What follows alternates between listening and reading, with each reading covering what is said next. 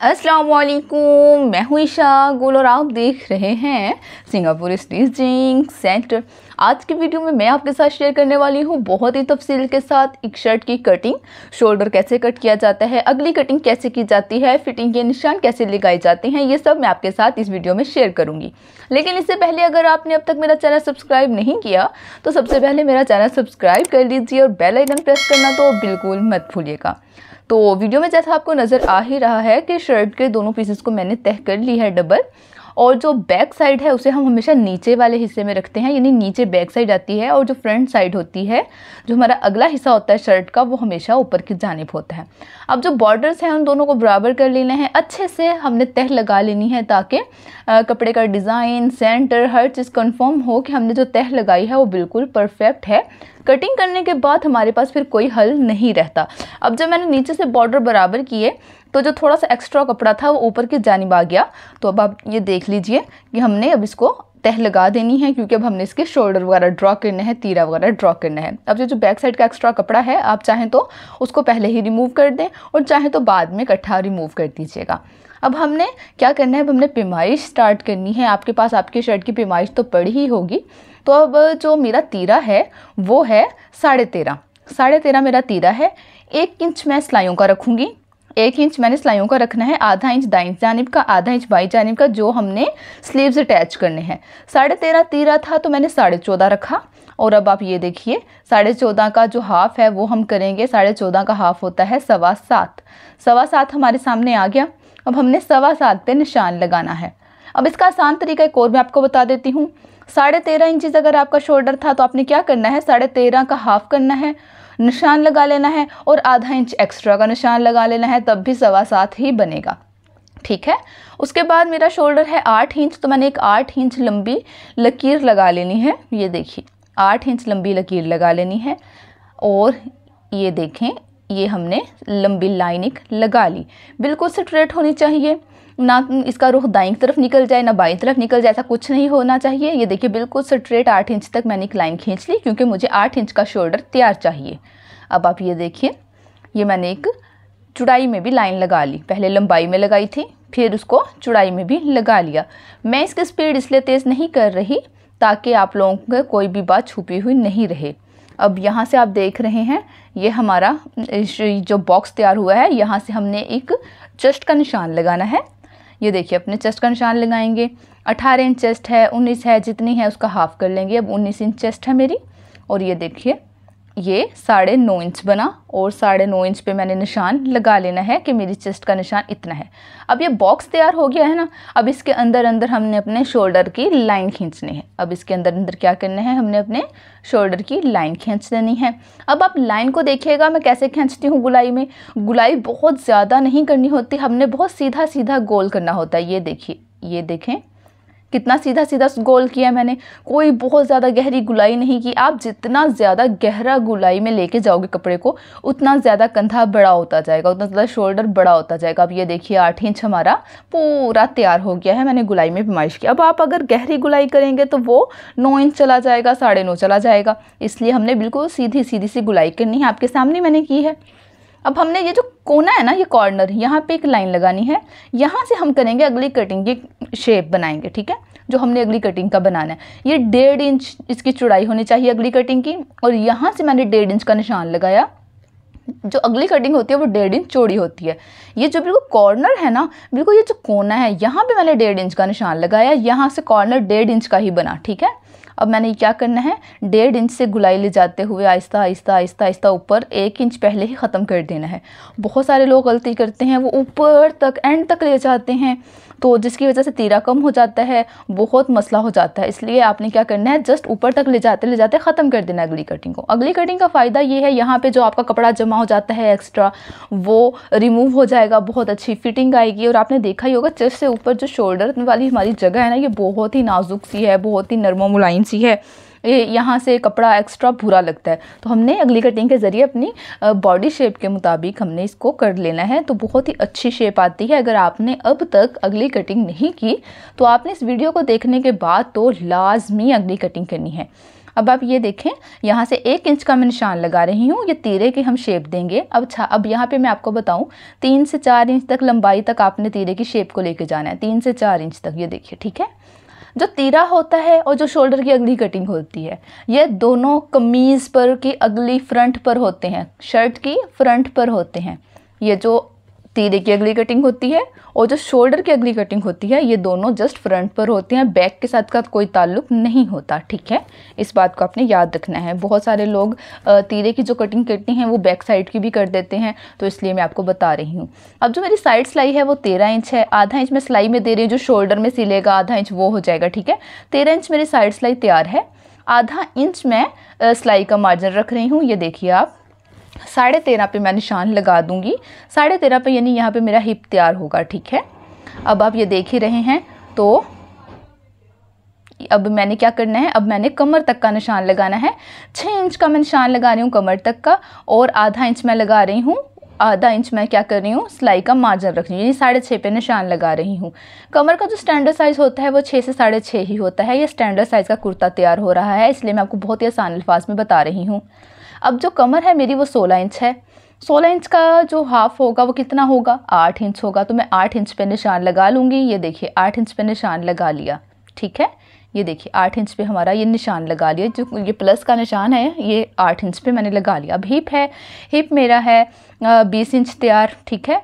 तो इसका जो हाफ होगा वो ज़ाहिर है 10 इंच होगा, तो अब मैंने क्या करना है, 10 इंच पे निशान लगा लेना है, और ये देखिए 10 इंच पे निशान लगा लिया। ये लें भाई, हमारा ये तैयार हो गया है। बहुत हद तक छोटी छोटी बातें रह गई हैं जो मैं आपके साथ शेयर करूंगी। अब ये जो कॉर्नर के साथ कॉर्नर से ये सारे हमने आपस में मिला लेने हैं, और इससे पहले मैं क्या करूंगी, 2.5 इंच का निशान लगाती जाऊंगी। जो कटिंग का मार्जिन है वो 2.5 इंच रखा है मैंने। हिप वाली साइड से मैंने चौड़ा चौड़ा मोड़ना है, वहाँ पर मैं 2.5 इंच ही चौड़ा रख रही हूँ, वरना आपकी मर्जी है। अगर आपने पलटावा लगाना है तो 1 इंच रखिए, अगर आपने तरपाइयाँ करनी है तो 1.5 इंच रखिए, लेकिन मैं 2.5 इंच रख रही हूँ कि मैंने ज़्यादा चौड़ी तरपाइयाँ करनी है, ठीक है। अब मैं जो सिलाइयों वाला निशान लगाया था वहाँ पे नहीं मिला रही, जो मैंने कटिंग का निशान लगाया था 2.5 इंच पे, वहाँ से मैं सारा मिला रही हूँ, ताकि हमें कोई कन्फ्यूजन ना हो, कटिंग करते हुए हमसे कोई मिस्टेक ना हो, ठीक है। अब आपको समझ आ गई है मेरी बात। ये देखिए, अब ये हमारा सारा कटिंग का निशान है, अब हमने इसके ऊपर कटिंग कर देना है। अच्छा, अब ये दामन देखिए, दामन मेरा 20 तैयार है, तो मैंने 10 इंच पे निशान लगा लेना है पहले। उसके बाद जो फोल्डिंग का है उस पर निशान लगा लेना है, ठीक है। पहले आपने अगर आपने पीस उतारने हैं पहले, वो भी आपकी मर्ज़ी होती है। अगर आपने ऐसे ही तह लगानी है कमीज़ की तब भी आपकी मर्ज़ी होती है। तो मैंने ये देखिए, ये जितना भी आपका दामन है उस पर आपने हाफ पे निशान लगा लेना है। उसके बाद आपने सिलाइयों का जो मार्जिन रखना है 1 इंच, 2 इंच, 1.5 इंच, तो वो आपने एक्स्ट्रा रखना है, ठीक है। मैंने आपको बताया था कि मैं अगर आपकी सिलाइयों वाला सूट है तो आपने 1 इंच रखना है एक्स्ट्रा, पलटावे लगाने हैं तब भी 1 इंच एक्स्ट्रा, तरपाइयाँ करनी है तब 1.5 इंच एक्स्ट्रा। 20 इंच मेरा दामन था, तो अगर मैं सिलाइयाँ लगाऊंगी तो 22 रखूँगी, 22 के बाद हाफ करूँगी, 11 बचेगा। अगर आपका दामन है, आपने तरपाइयाँ करनी है, आपने 1.5 इंच रखना है एक्स्ट्रा, तो आपने 3 इंच, यानी दाएं और बाएं दोनों का रखेंगे ना, 3 इंच एक्स्ट्रा रखेंगे, 23 इंच हो जाएगा। तो आपने क्या करना है, 11.5 पे निशान लगाएंगे। तो ये बात याद रखनी है, पलटावा लगाना हो, लेस लगानी हो या सिलाइयाँ लगानी हो तो दाएं और बाएं का 1-1 इंच एक्स्ट्रा रखते हैं, और अगर तरपाइयाँ करनी हो तो 1.5 इंच एक्स्ट्रा रखते हैं। मैंने क्योंकि ज़्यादा चौड़े तरपाइयाँ करनी थी तो मैंने 2.5 इंच एक्स्ट्रा रखा। ये आपकी मर्ज़ी होती है। अब मैं जस्ट कटिंग कर रही हूँ, नीचे से मुझे कटिंग करने की ज़रूरत नहीं पड़ी क्योंकि 2.5 इंच ही एक्स्ट्रा रखना था और 2.5 इंच ही पड़ा हुआ है। अब आप ये देखिए, कटिंग करते हुए आपने बहुत नरमी के साथ बर्ताव करना है ताकि निशान नहीं पड़े, कट कट से नहीं हो, बहुत सफाई के साथ ये कटिंग हो जाए। अब आप ये देखिए, मैंने कटिंग कर दिया, और यहाँ से जो चेस्ट वाला निशान था ना, वहाँ पे छोटा सा मैं कट लगाऊंगी ताकि जब हम साइड सिलाई के निशान लगाएं तो हमें आसानी हो जाए, बार बार मापना नहीं पड़े। ये चेस्ट हमारी यहाँ से तैयार है, हमारा निशान लग गया। यहाँ से मैं हिप पे भी निशान लगा लूँगी, छोटा सा कट लगा लेते होते हैं ताकि आपको पता हो कि यहाँ तक आपका हिप तैयार है, आपको साइड सिलाई भी बार बार मापनी नहीं पड़े और आपका टाइम बच जाए, ठीक है। तो तो ये छोटा सा, बस छोटा सा कट, बहुत ज़्यादा कट नहीं लगा देना, तो इस बात का आपने ख्याल करना है। अब ये देखिए ऊपर से एक्स्ट्रा जो कपड़ा था 1 इंच एक्स्ट्रा बचा हुआ था वो पहले रिमूव कर दूंगी, ठीक है, ये अलग कर दिया। अब मैं आपको बताती हूँ, अब हमने जस्ट फ्रंट की कटिंग करनी है, तीरे की और अगली कटिंग। ये जस्ट फ्रंट आपके सामने मैं कटिंग कर रही हूँ, बैक का नहीं कर रही। ये देखिए तीरे की कटिंग कर दी मैंने। तीरे की जो चौड़ाई थी वो थी 3-4 इंच, और जो लंबाई मैंने रखी तीरे की वो मैंने रखी 1 इंच, ठीक है, 1 इंच लंबा रखा था तीरा, और चौड़ाई जो मैंने तीरे की फिर रखी थी ना लंबाई वाली रुख पे जो, वो मैंने रखा था 3-4 इंच, ठीक है, और फिर तिरछी लाइन लगा दी थी। अब ये देखिए मैं कहाँ तक आके एंड कर रही हूँ, कॉर्नर तक आते आते मैंने एंड कर दिया। अब आप देखिए मेरे तीरे आपस में बिल्कुल बराबर हैं। बच्चियाँ क्या गलती करती हैं, ऊपर तक कटिंग कर देती हैं, आगे वाला तीरा कम हो जाता है, बैक वाला ज़्यादा हो जाता है, जबकि आप देख रहे हैं मेरा तीरा दोनों बिल्कुल बराबर बढ़े हैं, कोई मिस्टेक नहीं हुई। तो कितनी प्यारी और अच्छी कटिंग हो गई है। अब हमने क्या करना है, अब हमने साइड सिलाई के निशान लगाने हैं। ये देखिए ये हमारी फाइनल लुक ये थी हमारी कटिंग की, और अगली कटिंग भी की हमने, तीरे की भी की, और कितनी आसानी के साथ कर ली। अब हमने इसके साइड सिलाई के निशान लगाने हैं। साइड सिलाई के निशान अगर आपके अच्छे होंगे तो आपकी फिटिंग अच्छी आएगी, और अगर आपके अच्छे नहीं होंगे तो फिटिंग अच्छी नहीं आएगी। अब आप ये देख रहे हैं मैंने 2.5 इंच एक्स्ट्रा रखा है। अब इसका मतलब ये 2.5 इंच एक्स्ट्रा रखा है, शादी वाले कपड़े हों, फैंसी कपड़े हों, तो आप लाजमी 2.5 इंच एक्स्ट्रा रखा करें, ताकि कभी खोलना पड़ जाता है तो लाजमी उसमें खोलने का मार्जिन होगा। कुछ ख़वातीन कहती है ना हमारे अंदर से कपड़ा मत कटिंग कीजिएगा, तो इसका मतलब यही होता है कि आपने एक्स्ट्रा उसमें रखना है ताकि कभी खोलना पड़ जाए तो खोल सके। अब हमारी शर्ट तो कटिंग हो गई है, अब हमने इस पर फिटिंग के निशान लगाने हैं। वो आप गौर से देखिएगा कि हम फिटिंग वाले निशान कैसे लगाएंगे। तो ये देखिए बैक हमने उल्टा कर लिया, पहले मेरी शर्ट सीधी थी और मैंने उल्टे पे लगा लिया है। तो ये देखें ये मेरा दायां हाथ था, ऊपर वाली जहाँ से मैंने ये यहाँ से देखिए दाईं साइड पे हमने निशान पहला लगाना है। जितना भी आपकी चेस्ट होगी उसको हाफ करना है और हाफ पे निशान लगाना है। ये जस्ट आपको समझाने के लिए कर रही हूँ। वरना क्या था कि जो हमने कट लगाया था वो पूरा एग्जैक्ट जहाँ पे हमारी तरपाई का निशान होता है वहीं पे लग जाता है। तो ये देखें ये हमने यहाँ पे निशान लगा लिया। आपने कोई ब्रिक चौक ले सकती हैं, कुछ भी कर सकती हैं, आपकी मर्ज़ी है, जिस बॉल पेन से यूज़ कर सकती हैं। लेकिन बॉल पेन का ये होता है कि आपने गहरा निशान नहीं लगाना, वरना धुल के फैल जाती है बॉल पेन। 6.5 पे निशान लगाऊंगी मैं। अब यहाँ पे 6 इंच हमारी लंबाई रखनी थी मैंने चेस्ट से लेके कमर तक, और आधा इंच मैंने रखा सिलाई का मार्जिन। 6.5 पे निशान लगाया, और यहाँ पे मेरी जो कमर थी वो 16 इंच तैयार थी, तो मैंने उसका हाफ किया और 8 इंच पे निशान लगा दिया। ये देखिए 8 इंच पे निशान लगा दिया। ये फिटिंग के निशान लग रहे हैं और बहुत आसानी के साथ लग जाते हैं। जैसे हम कटिंग के निशान लगाते हैं सेम टू सेम फिटिंग के निशान लगाते हैं, और दोनों साइड पे बिल्कुल एक जैसे निशान लगाने होते हैं। तो इसलिए क्योंकि हमारी बॉडी दाएं और बाएं से एक जैसी है, तो फिटिंग के निशान भी तो एक जैसे होने चाहिए ना। तो इसलिए आपने भी इन चीज़ों का ख्याल रखना है। आइंदा दाईं तरफ की ओर फिटिंग, बाईं तरफ की ओर फिटिंग, ये चीज़ें नहीं करनी है। देखिए आपको निशान नज़र आ रहा है ना, टेलर चौक से मैंने लगाया था लाइट कलर का, ताकि आप लोगों को नज़र आए। उसके बाद अब हमने क्या करना है, 13 इंच मेरी साइड सिलाई थी, तो आधा इंच मैंने सिलाई का मार्जिन रखा और 13.5 पे निशान लगाना है। ये देखिएगा 13.5 पे निशान लगाना है। ये देखिए यहाँ से।